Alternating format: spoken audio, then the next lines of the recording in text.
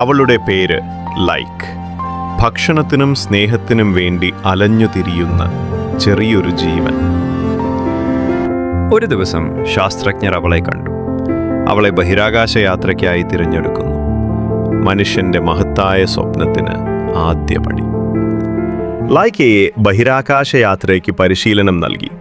അവൾക്ക് അതെന്താണെന്ന് മനസ്സിലായില്ലെങ്കിലും അവൾ സഹിച്ചു. 1957 നവംബർ 3 സ്പുട്നിക് 2 പടക്കപ്പലിൽ ലൈഗയെ കയറ്റി. ലോകം അവളെ നോക്കി നിൽക്കുന്നു. റോക്കറ്റ് ആകാശത്തേക്ക് പാഞ്ഞു.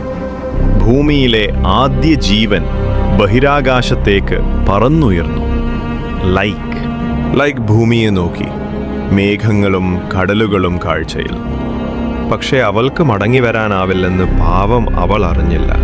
ചൂടും ഭയവും അവളെ പിടിച്ചു. കുറച്ചു മണിക്കൂറുകൾക്കകം ലൈക്ക് നിലച്ചു.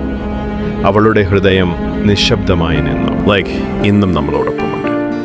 അവളുടെ ത്യാഗം മനുഷ്യന്റെ സ്വപ്നങ്ങളെ ബഹിരാകാശത്തിലേക്ക് എത്തിച്ചു.